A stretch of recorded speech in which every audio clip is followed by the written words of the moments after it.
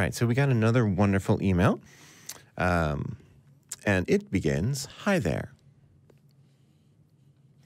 Hello. My question relates to homophobic family and sexuality in general.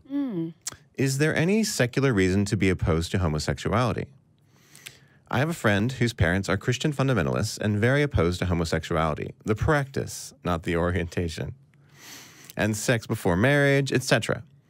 She came out to them with the help of a therapist, and her mother told her that her sexual orientation, which was lesbian, was a result of her birth control pills.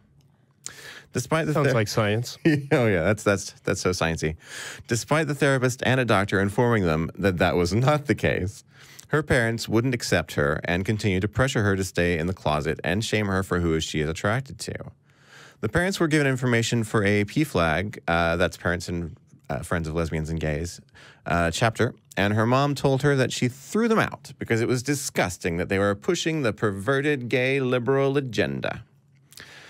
I'm wondering if there's any validity to the birth control sexual orientation hypothesis and how I can best support my friend, or if you know of good online resources for her. She's an atheist, but she still says she feels terrible about her sexual orientation and is really devastated that her parents still haven't come around after 4 years since she came out. Love the show. Thanks. Well, of course she still feels like shit. She's being treated like shit. Yeah. Holy crap. Yeah, so first of all, yes, your friend needs to get online and get on some groups. You know, PFLAG is actually a really great resource. They're a pretty great group. It differs locally because they're sort of like a franchise in a way. But online, there's all sorts of groups you can get on for support. And yeah, just tell her, get online and do a Google. Use the Google. Do a Google. Yeah. Meet people. Yeah. The birth control thing, yeah, that's That's That a one just fascinating theory to me. It's actually, yeah. If you look on Catholic blogs, Of course, it's any the Catholics. sort, you're gonna find this eventually. It's a pretty popular idea. I had never heard that. I mean, Neither it had makes I. so much sense to me in the sense that if you hate two things, might as well Somehow. blame them on each other. Right. Right? Yeah. So like some scientist one place gave some rats some like estradiol or something, and They started fucking each other or whatever.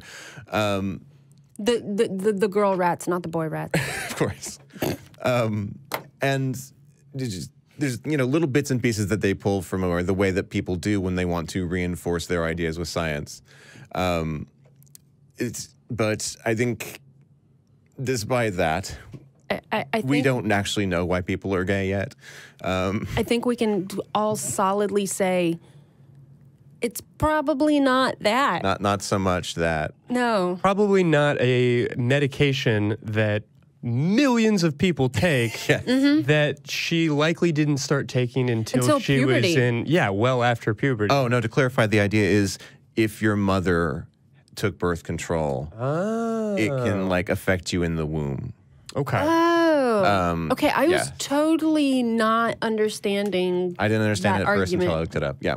So that's the idea. And to be fair to them, in as much as it is possible to be fair to this ridiculous notion, there is some indication Socratic method, kindness.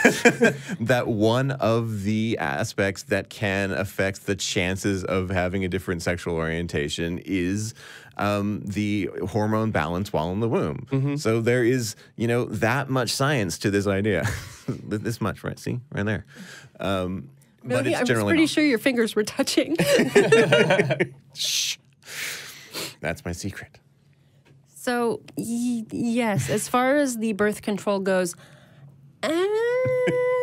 Not so much. Let's start with the non-problem aspect of this. Right. Like trying to diagnose something it implies that it's something that you want to change or something that's problematic in some way, right? And I think it is always fun to know why things are things. Right. Why is the sky blue? Sure. Why, so science and advancements and perhaps medications, it does seem that hormones in the womb do play some aspect in gender and orientation and these different constructs.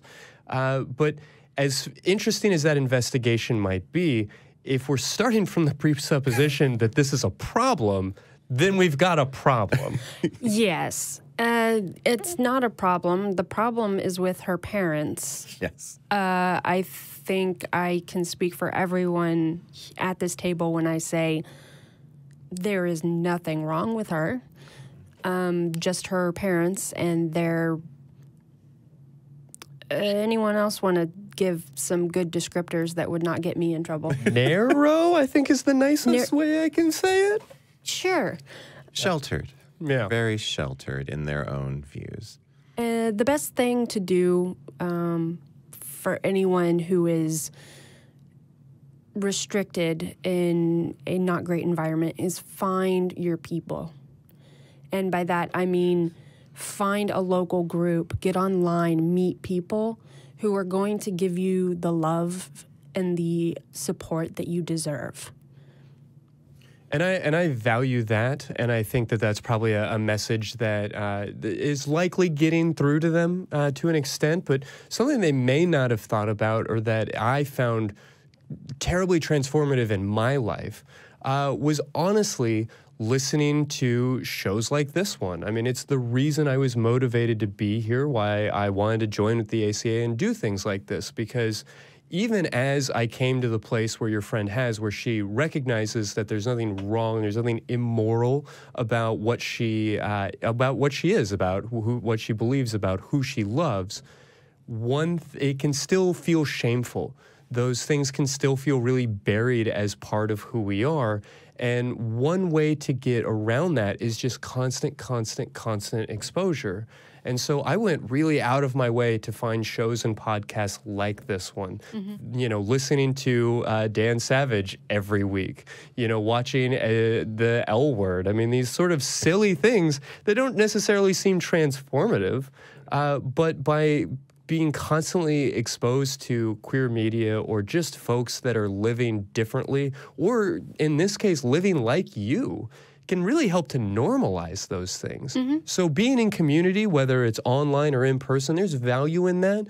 But if chat rooms aren't for you, if you know, communicating with people in that way is not a huge part of your life or how you consume media or whatever else, finding yourself just surrounded by the normalization of homosexuality, of your identity, you know, just watching shows that support these ideals. And that's one of the reasons that visibility is so important. And that as we see an increase in queer shows, in shows of different races, you know, more and more we're seeing shows often clumsily, but attempting to tackle things like kink and polyamory. Their heart is in the right place.